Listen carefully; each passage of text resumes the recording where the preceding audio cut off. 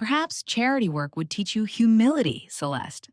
A woman in your position should understand the value of giving back to those less fortunate than yourself.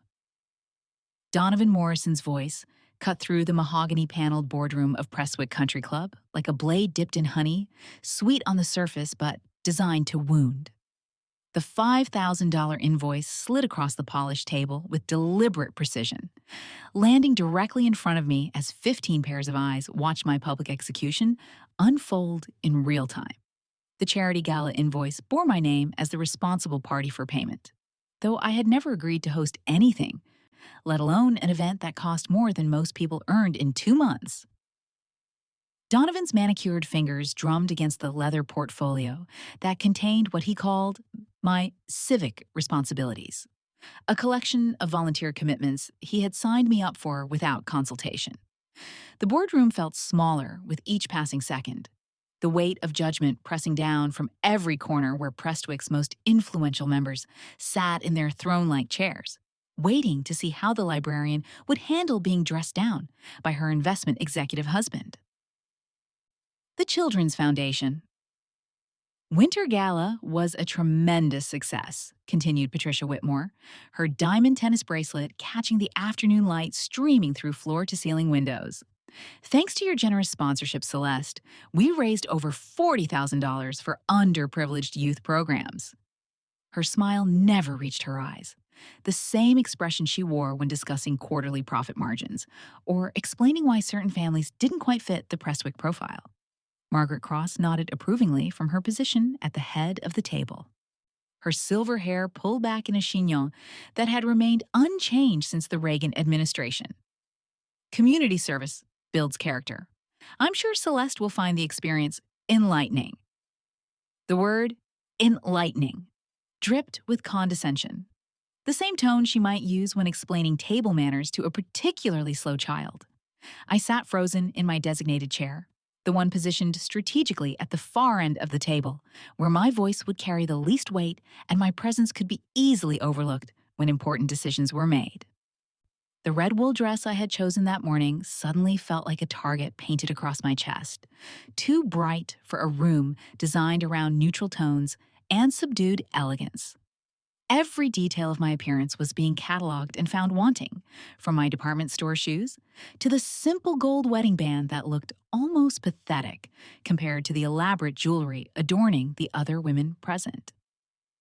If this story of calculated revenge already has you hooked, smash that like button and subscribe for more stories of women who refuse to stay silent. The meeting had started 90 minutes earlier with discussions of membership fees and golf course maintenance, topics that required my attendance, but not my participation. I had driven to Prestwick directly from Lincoln Library, where I spent my days helping families navigate digital literacy programs and assisting elderly patrons with Medicare enrollment forms. The contrast between my morning spent helping Mrs. Chen understand her prescription coverage and this afternoon spent being lectured about my charitable obligations felt surreal, like stepping between two different universes that happened to share the same zip code. Donovan had insisted I attend this particular board meeting because it involved charity committee assignments for the upcoming fiscal year.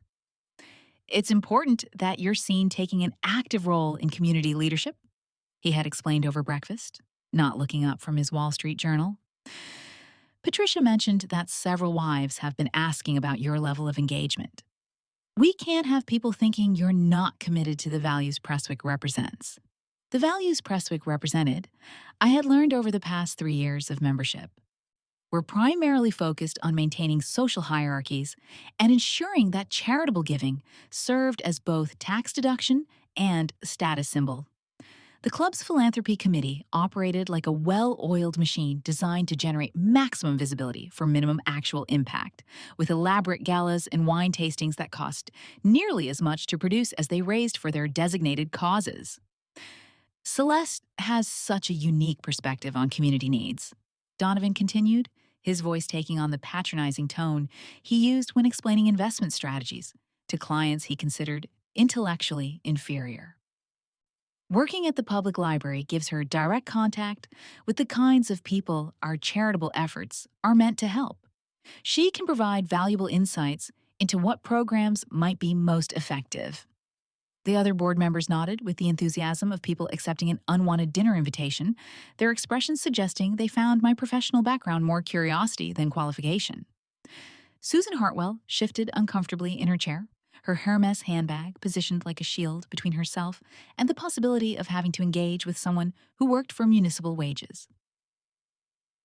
How wonderful that you've maintained your little job, even after joining our community, she said, with practiced sweetness.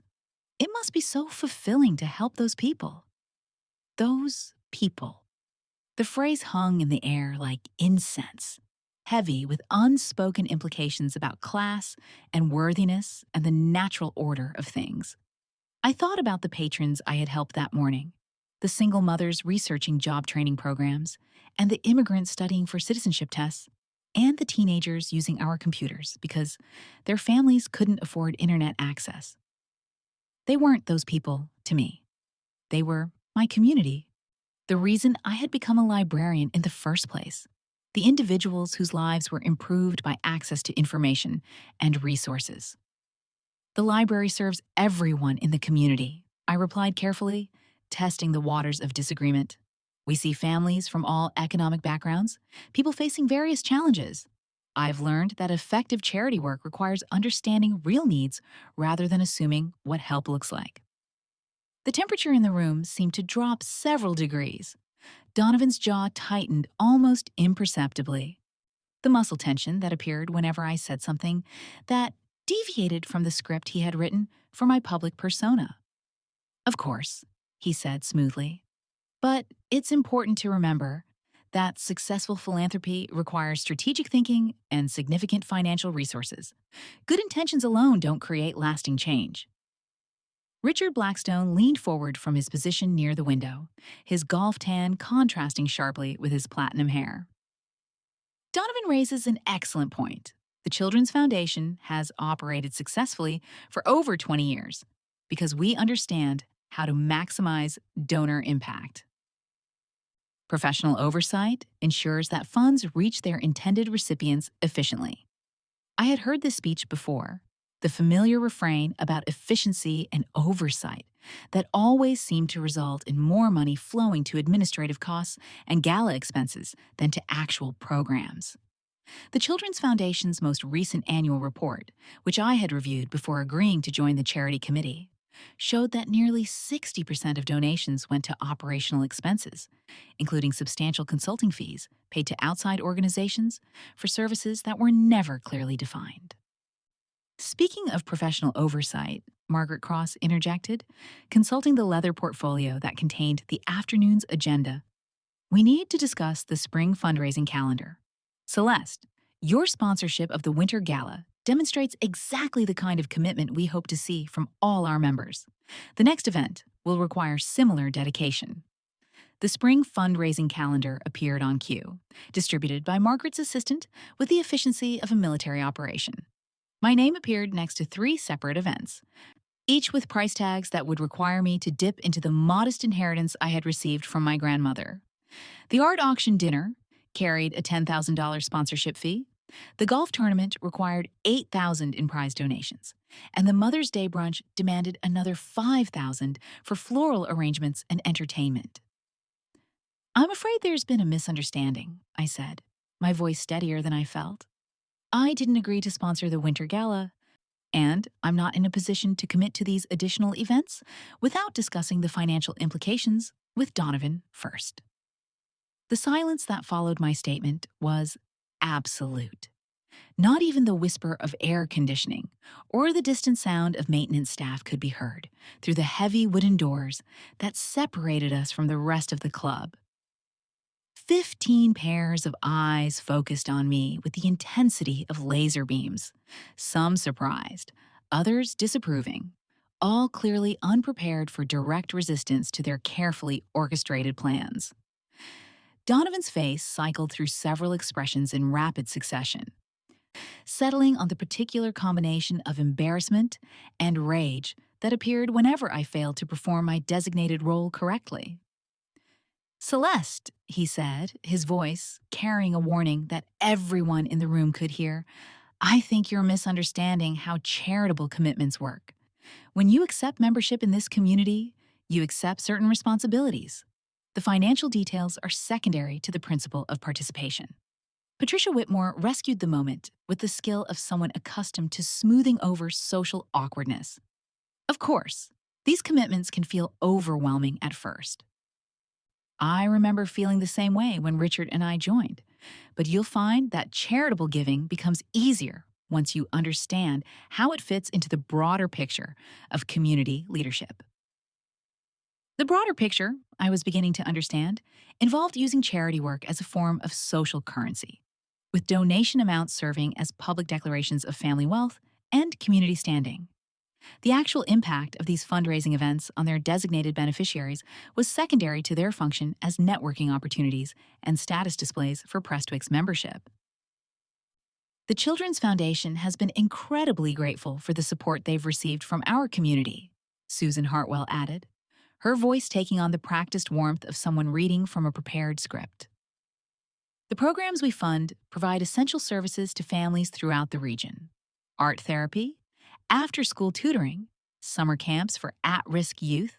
These initiatives wouldn't exist without our intervention. I had researched the Children's Foundation extensively before this meeting, partly out of professional curiosity, and partly because something about their financial reports had struck me as unusual. The organization's website featured glossy photographs of smiling children engaged in various activities, but their program descriptions were remarkably vague, filled with buzzwords about empowerment and community building that said nothing about actual services or measurable outcomes. More troubling were the consulting fees that appeared throughout their financial statements. Payments to companies with names like Strategic Community Solutions and Youth Development Innovations that seemed to exist primarily to receive foundation money. When I had attempted to research these consulting firms, I found websites with stock photography and mission statements that could have been written by artificial intelligence. No actual addresses or staff information. No evidence that they provided any real services. I'd love to learn more about the specific programs the Foundation supports, I said, choosing my words carefully. As someone who works directly with children and families, I'm interested in understanding how their services complement what we offer at the library. And perhaps I could visit some of their facilities or meet with program coordinators to better understand their impact. Another moment of silence fell over the room. This one tinged with something that felt almost like panic. Margaret Cross shuffled through her papers with unnecessary intensity, while Patricia Whitmore suddenly became fascinated by her fingernails. Donovan's hand moved to his phone, checking messages that clearly weren't there. The Foundation maintains strict privacy protocols, Richard Blackstone finally said, his voice carefully measured. Client confidentiality is paramount when working with vulnerable populations. Site visits require extensive background checks and coordination with multiple agencies. The process can take months to arrange. The explanation sounded reasonable on the surface, the kind of bureaucratic obstacle that anyone who worked with nonprofit organizations would recognize. But something about the way Richard delivered it, the slight hesitation before each detail, suggested that he was constructing the policy in real time rather than reciting established procedures. Of course, I replied, I understand the need for privacy protection. But surely there must be annual reports or program evaluations that provide general information about services and outcomes. I'd be happy to review any documentation that would help me better understand the Foundation's work. Margaret Cross cleared her throat with the authority of someone accustomed to controlling conversation flow. I think we're getting somewhat off track. The purpose of today's meeting is to finalize charitable commitments for the upcoming season, not to conduct detailed program reviews. Celeste, your sponsorship of these events represents your family's commitment to community service. The specific details of how funds are utilized are handled by professionals with extensive experience in nonprofit management. The message was clear. Ask no questions, write the checks, smile for the photographs. My role as a charity committee member was to provide financial support and public validation, not to exercise any actual oversight or decision-making authority. The Foundation's programs were off limits to scrutiny, protected by privacy policies that seemed designed more to prevent investigation than to protect clients.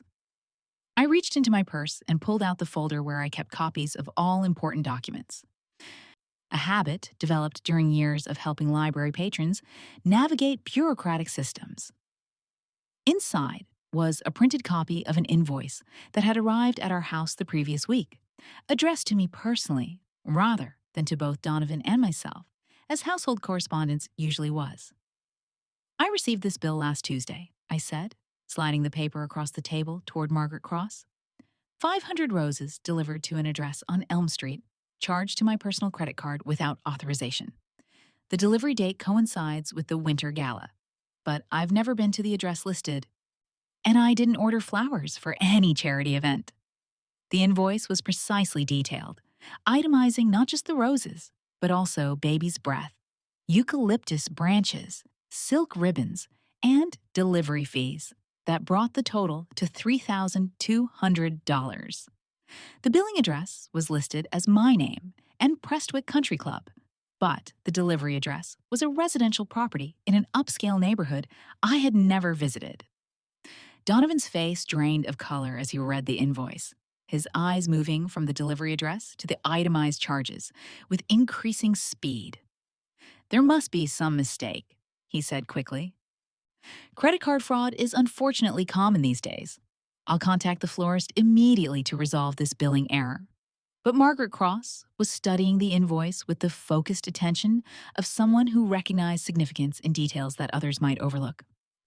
Her finger traced the delivery address, and when she looked up, her expression had shifted from polite interest to something approaching concern. "Elm Street," she said slowly. "That's the address of the Serafina Velasco property. She coordinates our special events, handles vendor relationships, and venue arrangements. The flowers were probably delivered there for processing before being transported to the gala location. Serafina Velasco." The name was completely unfamiliar to me, despite my supposed involvement in planning the Winter Gala. I had never met anyone by that name, never received any communication from her, never been included in any discussions about event coordination or vendor relationships. "I don't recall meeting Ms. Velasco," I said, maintaining a neutral tone while my mind raced through possibilities. Perhaps she could clarify why flowers ordered for a charity event were delivered to her personal residence and charged to my credit card. The energy in the room shifted perceptibly, as if everyone had suddenly realized they were walking through a minefield. Patricia Whitmore began gathering her papers with unnecessary urgency, while Susan Hartwell checked her watch repeatedly, despite the fact that no one had suggested the meeting was ending. "Serafina handles many of our logistical challenges," Donovan said, his voice taking on a defensive edge. "She has extensive experience with high-end events, connections with premium vendors, the ability to coordinate complex arrangements on short notice. Many charity organizations rely on professional coordinators to ensure their events meet appropriate standards." His explanation sounded reasonable, even logical. Charitable events did require professional coordination, especially events that aim to attract wealthy donors and generate significant contributions. But the defensive tone in his voice, combined with the uncomfortable reactions of the other board members, suggested that there was more to this story than simple logistical arrangements. "How long has Ms. Velasco been coordinating events for the Children's Foundation?" I asked, pulling out my phone to take notes. "I'd like to contact her directly to understand how future events will be managed and to ensure that all charges are properly authorized before being processed." Richard Blackstone intervened before anyone else could respond, his businessman's instincts apparently recognizing the need for damage control. "Event coordination involves many moving parts, contracts with multiple vendors, deposits that need to be paid in advance. Serafina handles these details to prevent board members from being burdened with administrative tasks. Your sponsorship covers these operational expenses as part of your overall charitable contribution." The logic was circular and unsatisfying. My charitable contribution was supposed to cover operational expenses that included charging my credit card without authorization for flowers delivered to addresses I had never heard of, coordinated by a woman I had never met, for events I had supposedly sponsored but never agreed to fund. I think there's been a fundamental misunderstanding about my role in this process, I said, keeping my voice level despite the growing frustration I felt. I never agreed to sponsor the Winter Gala. I never authorized charges to my credit card, and I certainly never committed to funding additional events without prior discussion and explicit consent. The silence that followed was different from the previous pauses in conversation. This was the silence of people realizing that their carefully constructed system was developing cracks, that someone who was supposed to go along quietly with established procedures was instead asking questions that no one wanted to answer. Donovan stood slowly, his movement deliberate and controlled in the way that suggested barely contained anger. "Perhaps we should discuss this privately," he said, his eyes focused on me with laser intensity. "Family financial decisions are best handled away from community forums." But I remained seated, my hands folded calmly on the table as I met his gaze directly. "These aren't family financial decisions. They're charges made to my personal credit card without my knowledge or consent, apparently for charitable events that I never agreed to sponsor." The community forum seems like exactly the right place to discuss how charitable commitments are made and managed. Margaret Cross attempted to restore order with the skills that had made her successful in corporate boardrooms for over 3 decades. "I think we can resolve this misunderstanding quickly once we review the documentation. Serafina can provide detailed invoices and vendor contracts that show how funds were utilized. These kinds of administrative mix-ups happen occasionally with complex events." But even as she spoke, I could see doubt beginning to creep into her expression. Margaret Cross had not built a successful career by ignoring red flags or dismissing concerns that could indicate larger problems. And the more questions I asked about Serafina Velasco and the Children's Foundation's financial practices, the more red flags were appearing. "I'd appreciate reviewing that documentation as soon as possible," I replied. "And I think it would be helpful to establish clearer procedures for future charitable commitments to ensure that all sponsors understand exactly what they're agreeing to fund and how their contributions will be utilized." The meeting ended 20 minutes later with a collection of vague promises about documentation reviews and procedure clarifications. But I left Prestwick Country Club with more questions than answers, and a growing certainty that something was seriously wrong with the charitable operations I had supposedly been supporting. The drive home took me through neighborhoods that showcased different levels of prosperity, from the manicured estates surrounding Prestwick to the modest subdivisions where most working families lived. I found myself thinking about the $3,000 rose delivery, money that could have funded literacy programs for dozens of children or provided computers for families who couldn't afford them. If that money had actually been spent on roses rather than diverted to some other purpose, it represented exactly the kind of inefficient charity spending that helped donors feel generous while doing minimal good for intended beneficiaries. But the more I considered the details of that invoice, the more convinced I became that the roses had never reached the Winter Gala at all. I had attended the event, had seen the floral arrangements, had even complimented Patricia Whitmore on the elegant centerpieces. They had been beautiful, certainly, but not remotely elaborate enough to justify $3,000 in flower costs, and they had featured white orchids and baby's breath, not the red roses detailed in the invoice charged to my credit card. What would you do if you discovered your spouse was stealing from charity? Drop your thoughts in the comments below.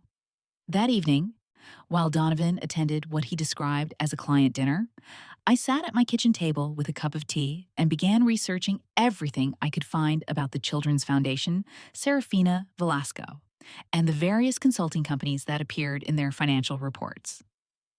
The internet made it possible to trace connections and cross-reference information in ways that would have required weeks of work just a few years earlier. And I approached the investigation with the same systematic thoroughness I brought to helping library patrons research complex topics. The Children's Foundation's website was professionally designed but remarkably light on substance.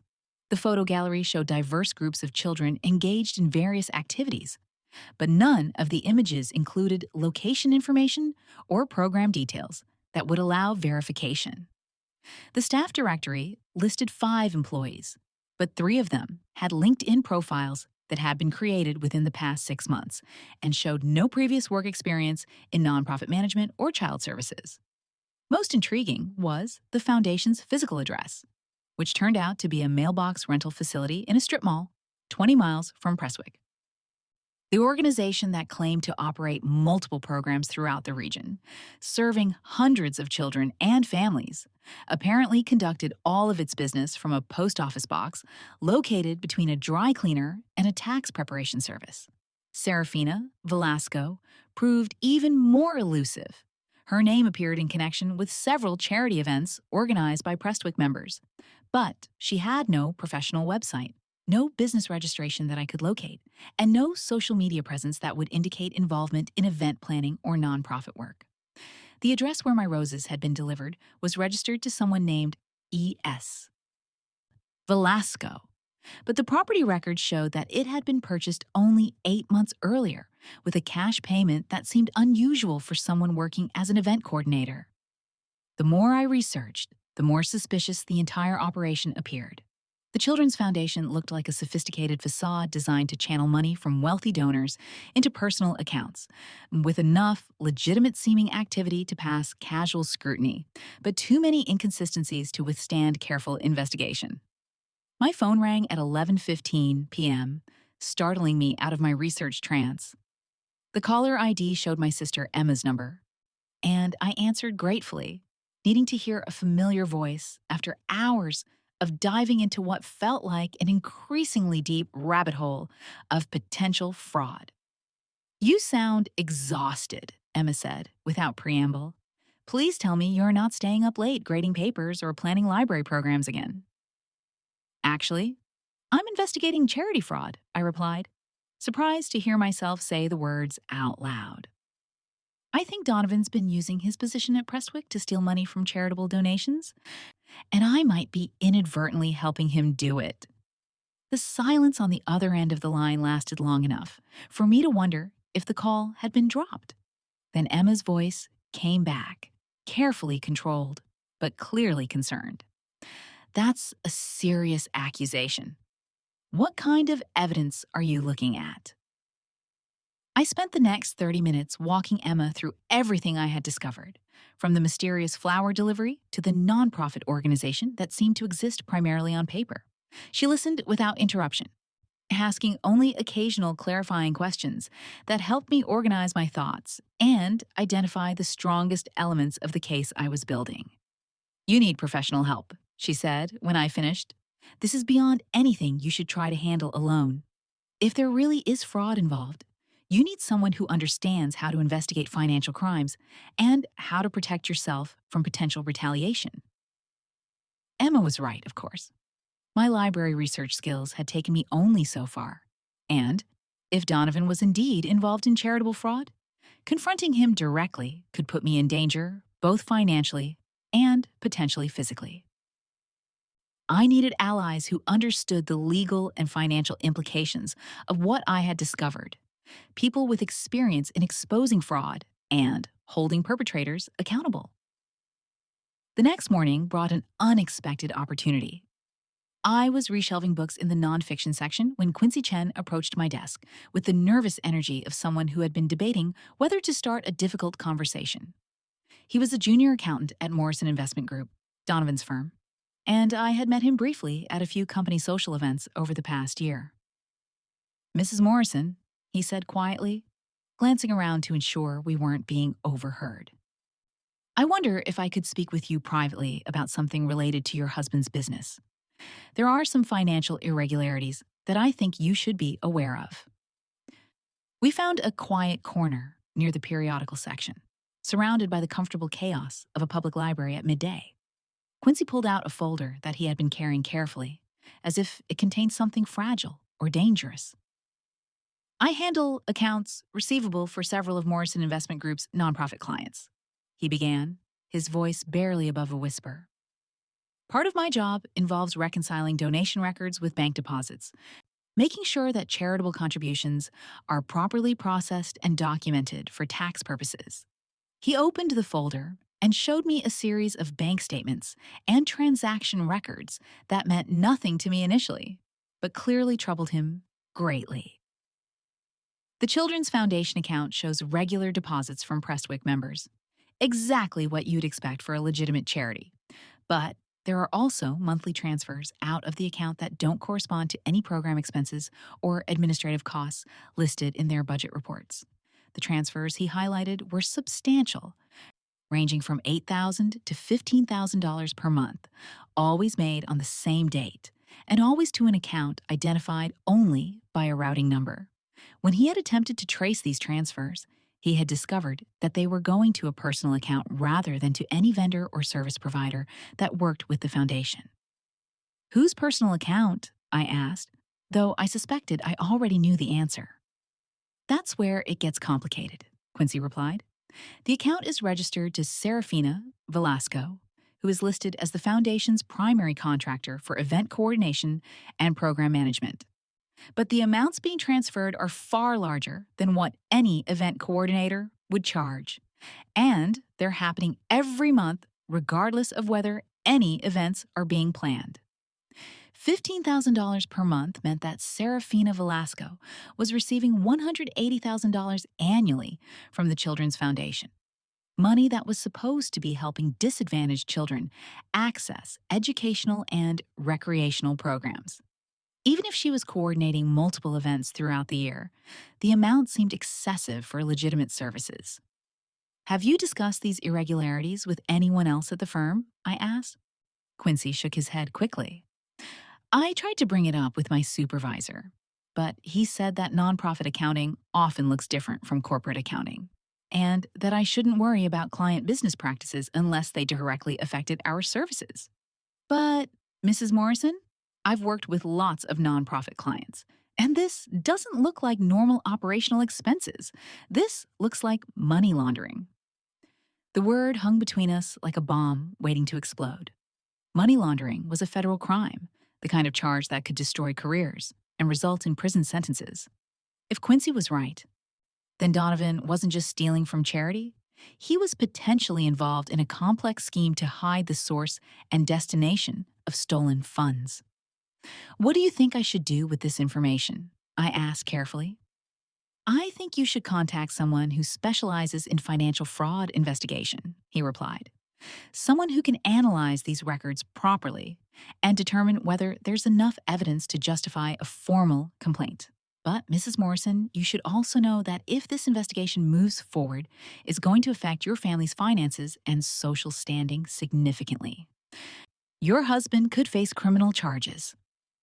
I looked at the bank statements and transaction records spread across the library table, thinking about the children and families who visited our library every day, seeking help with basic needs like job applications and homework assistance.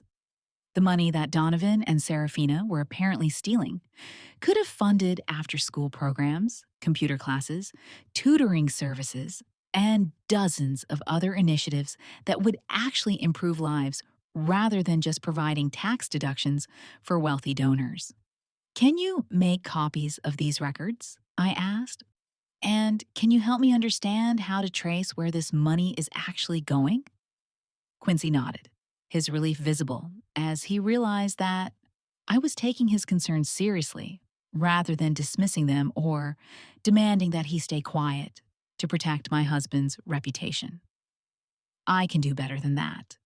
I know someone who specializes in forensic accounting, someone who has experience investigating nonprofit fraud. She helped expose a similar scheme last year, involving a veterans charity that was funneling donations to shell companies. The forensic accountant's name was Dr. Imogen Caldwell, and she had spent 15 years investigating financial crimes for various government agencies before starting her own consulting practice.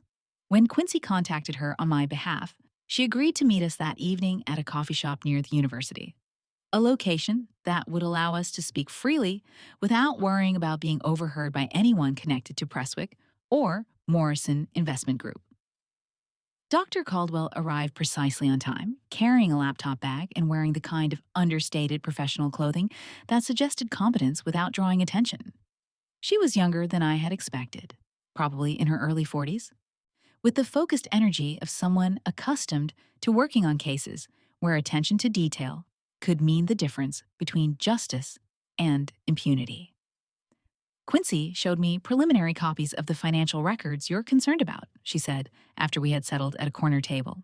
Based on what I've seen so far, there are definitely patterns that warrant further investigation. But before we proceed, I need you to understand what you're potentially getting into. She pulled out a legal pad and began sketching what looked like an organizational chart, showing how money flowed from donors through the Children's Foundation to various accounts and ultimately to personal benefits for individuals who were supposed to be providing charitable services. If your husband is involved in this scheme, exposing it will likely result in criminal charges, asset seizure, and civil lawsuits from defrauded donors, she explained. You'll need legal representation to protect your own interests, and you'll need to be prepared for the possibility that your family's financial security will be completely disrupted. The prospect was terrifying, but so was the alternative of continuing to unknowingly participate in fraud that was stealing money intended to help children. I thought about the $3,000 Rose bill, multiplied by dozens of similar charges over months or years, and realized that the scope of the theft could be enormous. What would it take to build a case strong enough to bring to law enforcement? I asked. We'd need to document the money trail comprehensively, showing exactly how donations were collected, where they were supposed to go, and where they actually ended up, Dr. Caldwell replied. We'd need evidence of intent to defraud, which usually means communications between the perpetrators discussing the scheme or evidence that they knew their actions were illegal. She paused to sip her coffee, studying my face carefully before continuing. We'd also need to identify all the victims, both the donors who thought they were supporting legitimate charity and the intended beneficiaries who didn't receive the services their donations were supposed to fund. And Celeste, we'd need you to be willing to testify about what you've discovered, even if that testimony implicates your husband in serious crimes. The weight of the decision felt overwhelming. Everything I had worked to build over the past 3 years, the social connections and community standing that came with being a Prestwick member, would be destroyed if I moved forward with this investigation. But the alternative was to remain complicit in theft that was ultimately harming the most vulnerable people in our community. What's our first step? I asked. Dr. Caldwell smiled, the first genuine warmth I had seen from her since the conversation began. Our first step is to gather every piece of documentation you can access safely. Bank statements, charity event invoices, correspondence with foundation staff, anything that shows how money moved through the system. Quincy can help with the corporate records, but we'll need you to document the personal side of the scheme. That night, while Donovan worked late at what he claimed was a client emergency, I methodically photographed every financial document in our home office. Credit card statements, charitable tax deductions, bank records, investment portfolios, anything that might show connections between our personal finances and the Children's Foundation. Irregularities. Hidden in a folder marked insurance policies, I found something that made my blood run cold. Bank statements for an account I had never seen before, listed under both Donovan's name and mine, showing deposits that corresponded exactly to the dates when major charity events had occurred. The account had received over $40,000 in the past 6 months, money that had apparently been skimmed from charitable donations and deposited into what appeared to be a secret joint account. The implications were staggering. Not only was Donovan stealing from charity, but he had involved me in the theft by opening a joint account without my knowledge, making me potentially liable for federal fraud charges, even though I had never authorized any of these transactions. I photographed every page of the bank statements, my hands shaking as I realized that my name was attached to what could be evidence of a federal crime. Then I carefully returned the folder to its original position and went to bed, lying awake beside my husband while planning how to expose his crimes without destroying my own life in the process. The next morning brought a phone call that changed everything. Donovan answered his cell phone during breakfast, and I could hear enough of the conversation to understand that someone was asking questions about the Children's Foundation's financial practices. His responses were careful and defensive, the tone of someone who knew he was walking into trouble. "There must be some misunderstanding," he said, his voice tight with controlled panic. "All charitable operations are handled according to standard nonprofit procedures. I'm sure we can resolve any concerns quickly once we review the documentation." When he hung up, his face was pale despite his attempt to maintain composure. "That was Margaret Cross," he said, not meeting my eyes. "Apparently, there have been some questions raised about foundation spending. She wants to schedule a meeting with the board to review financial procedures." I felt a surge of satisfaction mixed with terror. The investigation was beginning, whether I was ready for it or not. Within days, the carefully constructed facade that had hidden months of charitable fraud would begin to crumble, and everyone involved would have to choose between confession and criminal liability. "When is the meeting scheduled?" I asked, keeping my voice neutral. "Tomorrow afternoon, 3 o'clock. He paused, studying my face with the intensity of someone trying to read a document in a foreign language. "Celeste, I hope you understand that these charity operations are complex, and sometimes accounting irregularities can look suspicious to people who don't understand nonprofit management. It's important that we present a united front when questions are raised." A united front. He was asking me to help him cover up fraud, to use my reputation and credibility to provide legitimacy for theft that had stolen money from programs meant to help children. The request was breathtaking in its audacity and terrifying in its implications for what might happen if I refused. "Of course," I replied calmly. "I'm sure everything will be resolved once people understand how the foundation operates." But even as I spoke the words he wanted to hear, I was already planning how to ensure that tomorrow's meeting would expose the truth rather than perpetuate the lies. The investigation I had started was about to become very public, and there would be no going back once the accusations were made. The weight of what I was about to unleash felt crushing. But so did the knowledge that my silence would allow the theft to continue indefinitely. Somewhere in our community, children who could have benefited from legitimate charitable programs were doing without because their donations had been diverted to personal accounts and luxury purchases. Tomorrow, I would find out whether justice was possible or whether the system was too corrupted by wealth and social connections to hold its own members accountable for their crimes. The morning of the board meeting arrived with unseasonable warmth, the kind of weather that made even serious conversations feel slightly surreal. I dressed carefully in a navy suit that projected confidence without seeming threatening, the uniform of someone who expected to be taken seriously, but understood the importance of not appearing too aggressive in rooms filled with powerful men. Dr. Caldwell had spent the previous evening preparing what she called our evidence portfolio, a comprehensive collection of financial records, transaction analyses, and documentation that told the story of systematic fraud with the precision of a mathematical proof. Quincy had risked his job to provide internal accounting records that showed the money trail from donor contributions through foundation accounts to personal enrichment, creating an unbreakable chain of evidence that even the most skilled defense attorney would struggle to challenge.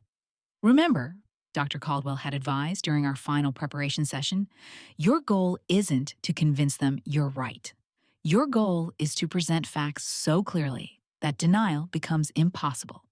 Let the evidence speak for itself and stay calm no matter how they react."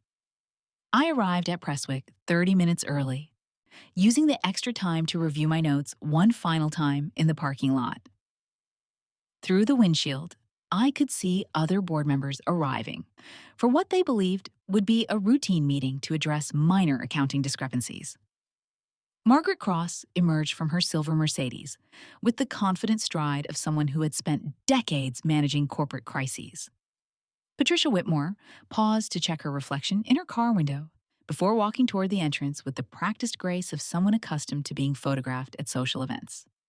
None of them understood that the next 2 hours would fundamentally alter their understanding of the charitable operations they had been supporting, or that one of their most trusted members was about to be exposed as a sophisticated criminal who had been stealing from the community's most vulnerable residents. Donovan arrived precisely at 3 o'clock, parking his BMW in the space reserved for board members and walking toward the building with the easy confidence of someone who believed he had successfully contained a minor problem. He nodded to me as he passed my car, his expression suggesting mild annoyance rather than genuine concern about the afternoon's proceedings. The boardroom felt different when I entered, for the second time in a week. The afternoon light streaming through tall windows created shadows that hadn't been present during my previous visit, and the mahogany table that had seemed imposing now felt like a stage where truth would finally be performed for an audience that had been unknowingly supporting lies. Margaret Cross called the meeting to order with her usual efficiency, consulting an agenda that listed Foundation Financial Review as the primary item for discussion. Before we begin, she announced, I want to acknowledge that questions have been raised about certain foundation expenditures. Our purpose today is to review those concerns and ensure that all charitable operations meet appropriate standards of transparency and accountability. Donovan shifted in his chair, his body language suggesting someone preparing to deliver explanations he had rehearsed carefully. I appreciate the opportunity to clarify any misunderstandings about foundation procedures, he said, his voice carrying the confident tone of someone accustomed to being believed without question. Nonprofit accounting can appear complex to those unfamiliar with regulatory requirements, but I'm confident that careful review will demonstrate full compliance with all applicable standards. The prepared speech sounded reasonable, designed to suggest that any apparent irregularities were simply the result of sophisticated accounting practices that board members couldn't be expected to understand. But I had spent days studying those accounting practices with experts who specialized in detecting fraud, and I knew that complexity was often used to hide criminal behavior rather than to ensure regulatory compliance. Actually, I said, standing slowly and walking to the head of the table where I could address all 15 board members directly. I think the accounting practices are quite easy to understand once you see them laid out clearly. May I present what I've discovered? The shift in the room's energy was immediate and palpable. This wasn't the script anyone had expected, least of all Donovan, whose face cycled through surprise, confusion, and growing alarm as he realized that his wife was about to speak, rather than merely listen to his explanations. Margaret Cross nodded carefully, her corporate instincts recognizing that procedural fairness required allowing all perspectives to be heard, even when those perspectives might prove uncomfortable.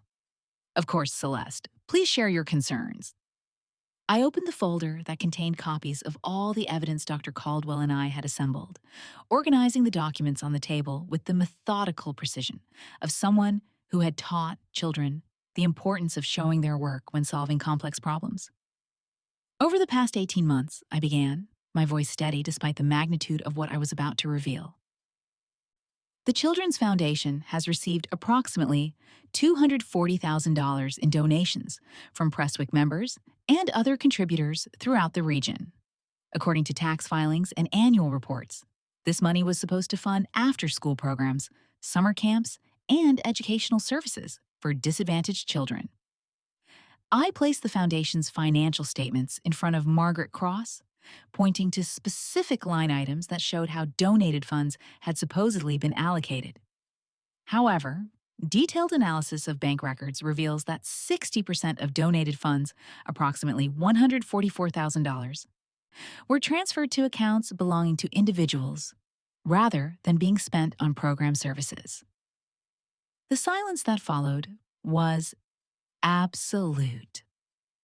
Richard Blackstone leaned forward to examine the financial statements, his expression shifting from polite interest to focused concern as he recognized the implications of what I was presenting.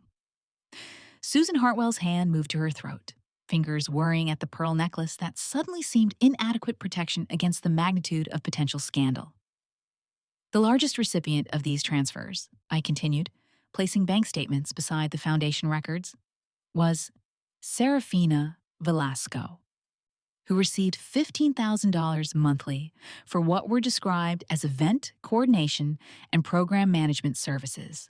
But investigation reveals that Ms. Velasco has no professional credentials in nonprofit management, no business registration for event planning services, and no documented experience coordinating charitable programs. Patricia Whitmore interrupted, her voice carrying a note of desperation. Perhaps there's been some confusion about payment schedules or vendor classifications. Event coordination often involves multiple subcontractors and complex billing arrangements. But I was already placing additional evidence on the table. Photographs that Quincy had obtained through sources I preferred not to examine too closely. These images were taken at the property on Elm Street, where my flower delivery was sent, the address listed as Ms. Velasco's residence. They show the house, purchased 8 months ago with a cash payment of $480,000, despite the fact that Ms. Velasco's only documented income comes from the Children's Foundation. The photographs told a story that no amount of explanation could soften. A sprawling ranch house with professional landscaping, a 3-car garage containing a BMW, Mercedes, and Audi. Outdoor furniture that cost more than most families spend on housing. This wasn't the home of someone earning modest fees for part-time event coordination.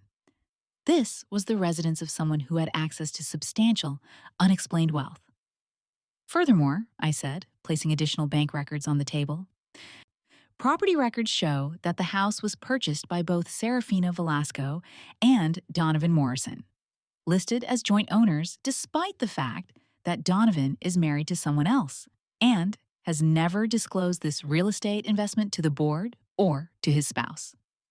The reaction was immediate and devastating. Margaret Cross's face drained of color as she realized the implications for Prestwick's reputation if one of their most prominent members was involved in both charity fraud and adultery. Richard Blackstone began calculating liability exposure with the instinctive speed of someone who had spent decades protecting organizations from scandal. Patricia Whitmore looked as though she might be sick, understanding that her own involvement in promoting the foundation could make her complicit in fraud prosecution. But Donovan's reaction was the most telling. Rather than surprise or confusion, his expression showed the particular kind of trapped panic that appears when someone realizes their carefully constructed lies are being systematically dismantled in public. "These accusations are completely baseless," he said, his voice rising with barely controlled anger.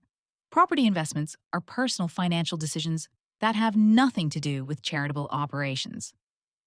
Serafina is a professional contractor who has provided valuable services to multiple nonprofit organizations throughout the region."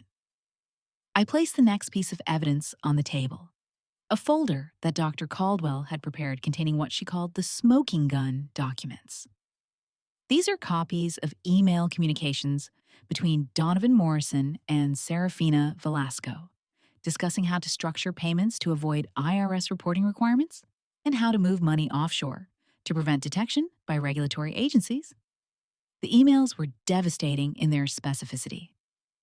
Discussions of wire transfer limits that would avoid triggering federal reporting requirements, detailed plans for establishing shell companies in jurisdictions with bank secrecy laws, even calculations showing how much money could be stolen before donors or auditors would likely notice patterns of fraud.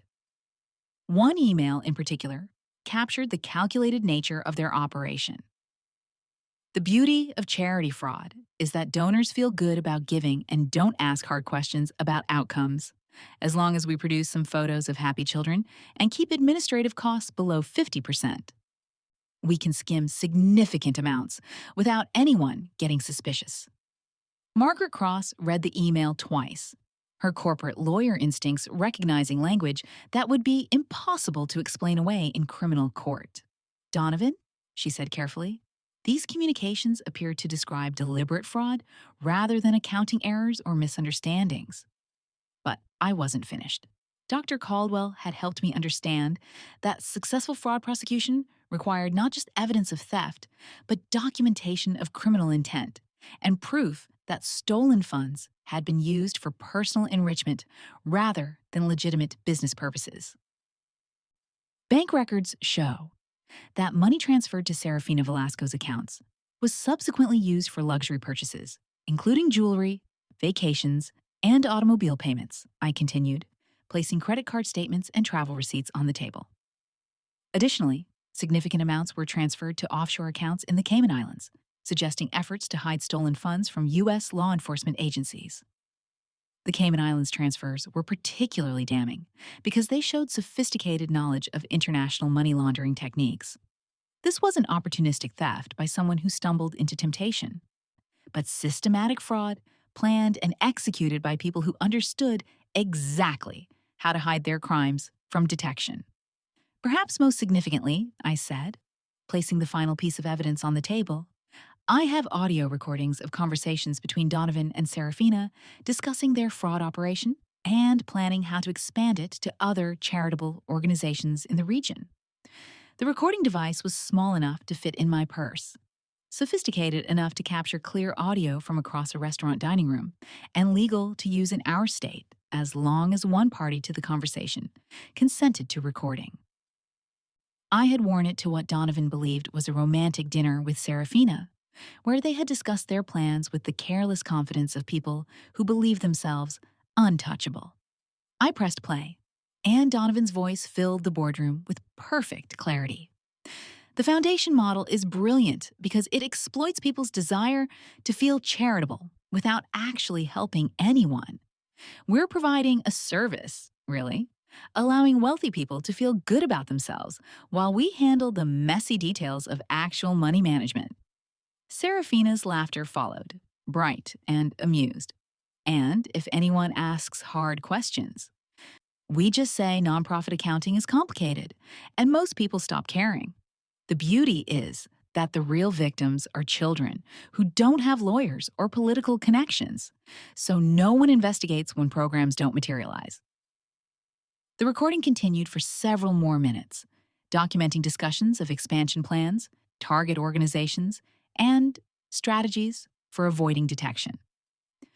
By the time it ended, the boardroom was silent, except for the whisper of air conditioning and the distant sound of golf carts on the course outside. Margaret Cross was the first to speak. Her voice carefully controlled, but carrying the authority of someone accustomed to making decisions under pressure. Based on the evidence presented, I believe we have no choice but to contact law enforcement immediately. The scope of apparent fraud requires criminal investigation, and our fiduciary responsibility to the community demands that we report these allegations to appropriate authorities. But before anyone could respond, the boardroom doors opened to admit someone I hadn't expected to see. Magistrate Helena Cross, Margaret's sister, and a retired federal judge entered with the purposeful stride of someone accustomed to courtrooms and criminal proceedings. Margaret asked me to attend this meeting as a legal observer, she announced, taking a seat at the table with the natural authority of someone who had spent 30 years presiding over federal trials. After reviewing the evidence that's been presented, I want to inform this board that I have already contacted the FBI's Financial Crimes Division and the State Attorney General's office. The impact of her words was seismic. This was no longer a private matter to be handled discreetly within Presswick's membership. Federal investigators were already aware of the allegations, which meant that criminal prosecution was inevitable if the evidence supported charges. Donovan stood abruptly, his chair falling backward with a crash that echoed through the silent room. "This is insane," he said, his voice cracking with panic. You're destroying people's lives based on misunderstandings and accounting errors. Celeste, you don't understand what you're doing. This will ruin everything we've built together. But I remained seated, meeting his gaze with the steady calm of someone who had finally found her voice after years of being told to remain quiet. What we built together was based on lies and theft from children who needed help. I understand exactly what I'm doing, and I understand exactly what you've done. Magistrate Cross opened her briefcase and removed a collection of official documents that I recognized as federal court filings.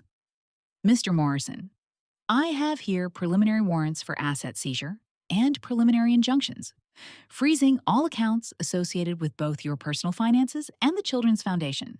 Federal marshals are currently securing your residence and business office to prevent destruction of additional evidence. The words hit the room like explosions. Each official action representing another layer of Donovan's life being systematically dismantled by the legal system he had thought himself clever enough to deceive. Asset seizure meant that every bank account, investment portfolio, and piece of real property would be frozen pending criminal trial.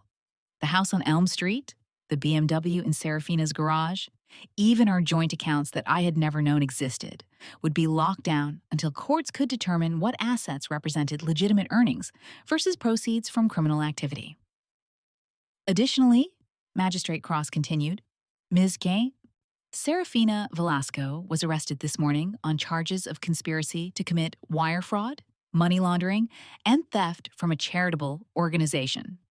She is currently being held pending arraignment, and federal prosecutors are confident that additional charges will be filed as investigation continues. The systematic efficiency of law enforcement response demonstrated that my evidence had been more than sufficient to justify criminal prosecution. Within hours of Dr. Caldwell's presentation to federal investigators, the entire fraud operation had been rolled up with the precision of a military operation. Richard Blackstone found his voice first among the board members, his business instincts recognizing the need for immediate damage control. What are the implications for Prestwick's legal liability? Are members who donated to the foundation at risk of being considered accomplices to fraud? Innocent donors are victims, not accomplices, Magistrate Cross replied. However, this organization will need to cooperate fully with federal investigation, including providing access to all records of foundation promotion and donor recruitment. The FBI will want to interview every board member to establish the scope of knowledge about fraudulent activities. The interviews would be thorough and potentially uncomfortable, but they represented an opportunity for innocent board members to demonstrate their lack of knowledge about criminal operations. For people like Margaret Cross and Patricia Whitmore, who had genuinely believed they were supporting legitimate charity, cooperation with federal investigation would provide protection against prosecution. But the reputational damage to Prestwick would be substantial and long-lasting. News media would inevitably cover the story of charity fraud at one of the region's most exclusive organizations, and the club's carefully cultivated image of civic responsibility would be permanently tainted by association with systematic theft from children's programs. I move that Donovan Morrison be immediately expelled from Prestwick membership and removed from all committee positions, Margaret Cross announced, her voice carrying the formal authority of someone conducting official business. All in favor? 15 hands rose simultaneously, the vote unanimous and immediate. In less than 30 seconds, Donovan's social standing and community connections were severed completely. His access to the network of wealthy individuals who had made his fraud possible permanently revoked. The expulsion was more than symbolic punishment. Prestwick membership represented access to investment opportunities, business partnerships, and social connections that formed the foundation of upper-class financial life in our region. Without that access, Donovan would find it difficult to maintain the lifestyle and professional relationships that had enabled his criminal activities. Furthermore, Margaret Cross continued, I move that Celeste Morrison be appointed as interim chair of the Charity Oversight Committee, with authority to establish new procedures for evaluating and monitoring all future charitable partnerships. Her investigation of foundation fraud demonstrates exactly the kind of diligence and integrity we need to prevent similar problems. The appointment was unexpected but appropriate, recognizing that I had demonstrated both the skills and the courage necessary to protect charitable operations from exploitation. It also represented a form of justice, placing someone who genuinely cared about helping disadvantaged children in a position to ensure that future donations would actually reach their intended beneficiaries. As board members began filing out of the room, discussing next steps and damage control strategies in hushed tones, I remained seated at the mahogany table where my marriage and social life had been destroyed, but my integrity had been restored. The afternoon light had shifted, creating different shadows that somehow seemed less threatening than they had hours earlier. Donovan approached me cautiously, his earlier anger replaced by something that looked almost like pleading. "Celeste," he said quietly, "you have to understand that this will affect you too. Asset seizure includes everything we own together. You'll lose the house, the cars, the investments, everything we worked for." I looked at him calmly, thinking about the children who would have benefited from legitimate programs funded by the money he had stolen, the families who had needed help that never came because donations had been diverted to personal accounts and luxury purchases. "What we worked for was built on theft from people who needed help," I replied. "I'd rather lose everything than keep what was never ours to begin with." He stared at me for a long moment, perhaps finally understanding that the woman he had married still existed beneath the compliant facade he had spent years constructing. Then he turned and walked away, leaving me alone in the boardroom where I had finally found the courage to speak truth to power. 3 weeks later, I stood in the children's section of Lincoln Library, helping a single mother research programs that might provide after-school care for her 8-year-old daughter. The federal investigation had been thorough and swift, resulting in plea agreements that would send both Donovan and Serafina to federal prison for substantial sentences. The house, cars, and hidden assets had been liquidated, with proceeds returned to the Children's Foundation to fund legitimate programs administered by properly vetted nonprofit organizations. I was living in a modest apartment near the library, furnished with items I had salvaged from the wreckage of my former life and supplemented by practical pieces from thrift stores and discount retailers. The adjustment had been challenging but not devastating, partly because I had rediscovered the satisfaction that came from work that actually mattered, but mostly because I no longer had to pretend to be someone I wasn't. The Charity Oversight Committee I now chaired had implemented comprehensive review procedures that required detailed program documentation, financial transparency, and regular site visits to verify that donated funds were actually reaching intended beneficiaries. We had also established partnerships with existing nonprofit organizations that had proven track records of effective service delivery, ensuring that future charitable giving would create measurable, positive impact rather than just tax deductions for wealthy donors.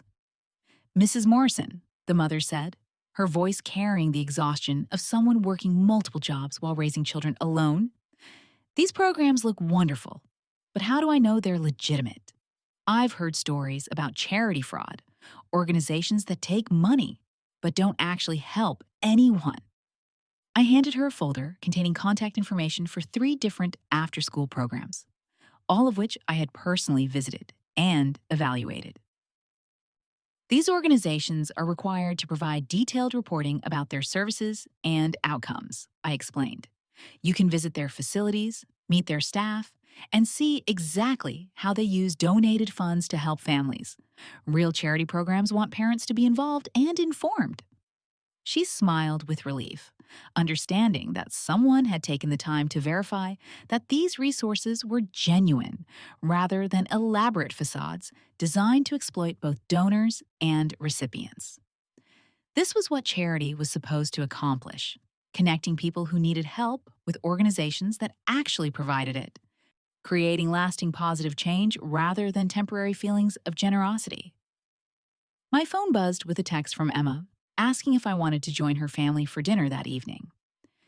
The invitation represented something I had almost forgotten during my years at Prestwick: relationships based on affection rather than social utility, people who valued my company because they enjoyed my conversation rather than my husband's financial connections.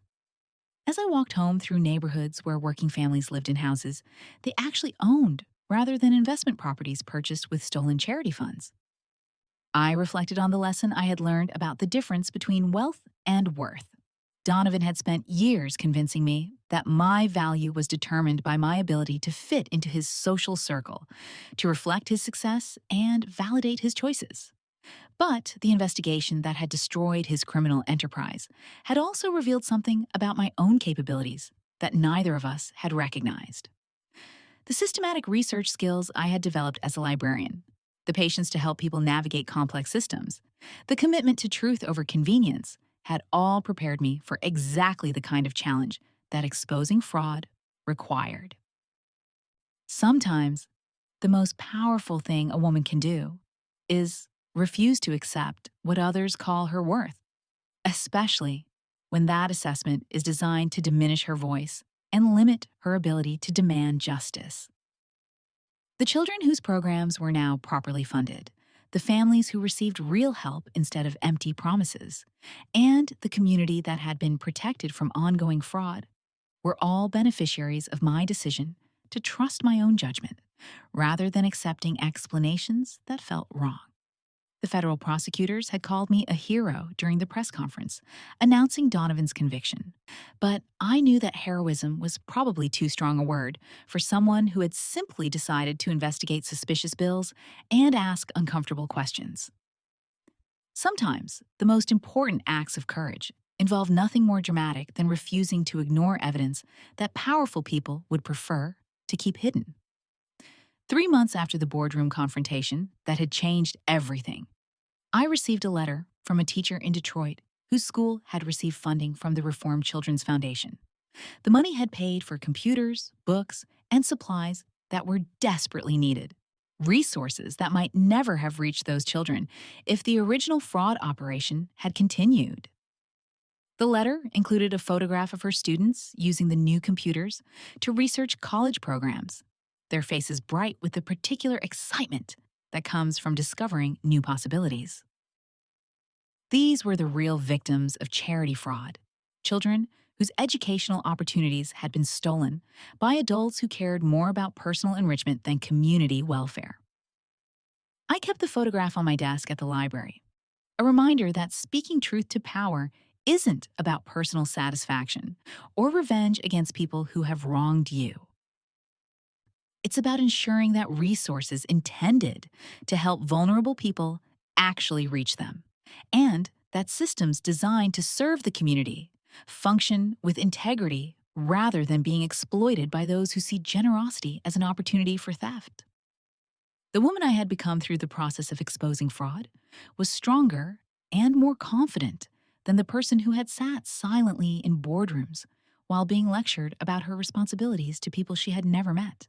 But she was also more connected to her community, more aware of real needs and effective solutions, more committed to work that created lasting positive change rather than just the appearance of charitable engagement. Sometimes, the price of integrity is the loss of everything you thought you wanted. But sometimes what you thought you wanted was preventing you from discovering who you actually were. And the person you become through the process of demanding honesty turns out to be worth more than everything you had to sacrifice to find her.